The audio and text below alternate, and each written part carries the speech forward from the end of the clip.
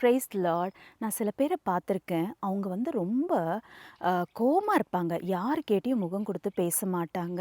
ஒருவேளை அவங்க சில பிரச்சனைக்குள்ள இருக்கலாம். வியாதியா இருக்கலாம், இல்லைன்னா அவங்க வேலை இடத்துல பிரச்சனையா இருக்கலாம், இல்லை பண பிரச்சனையா இருக்கலாம். பிரச்சனை எதுவா இருந்தாலும், ஆமாம் சிஸ்டர், எனக்கும் இந்த மாதிரி அடிக்கடி கோவம் வருது. யாரோடையும் என்னால் சமாதானமாக பேச முடியல. ஆண்டவர் சொல்கிற வாழ்க்கையை என்னால் வாழ முடியலன்னு நீங்கள் கவலைப்படுறீங்களா?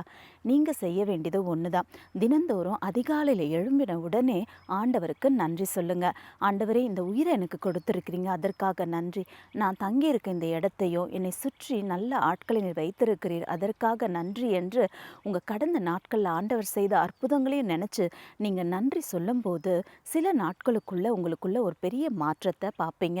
உங்களுக்குள்ள இருக்கிற அந்த எரிச்சல், கசப்பு, கோவம் இதெல்லாம் போய் நீங்கள் அன்பாக மற்றவங்களோட பேசவும், மற்றவங்களோட பிரச்சனைகளை காது கொடுத்து கேட்கவும் ஆரம்பிப்பீங்க.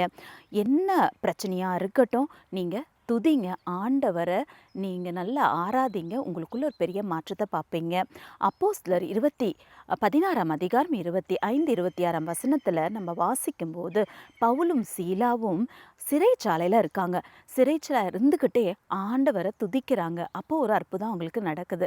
நீங்கள் இருக்கிற நிலைமை ஒரு சந்தோஷமாக நன்றி செலுத்த முடியாத அளவுக்கு ஒரு நல்ல சிறைச்சாலையின் அனுபவமாக இருந்தாலும், நீங்கள் ஆண்டவரை நோக்கி அவரை துதிக்க துதிக்க உங்கள் வாழ்க்கையிலும் ஒரு அற்புதம் நடக்கும்.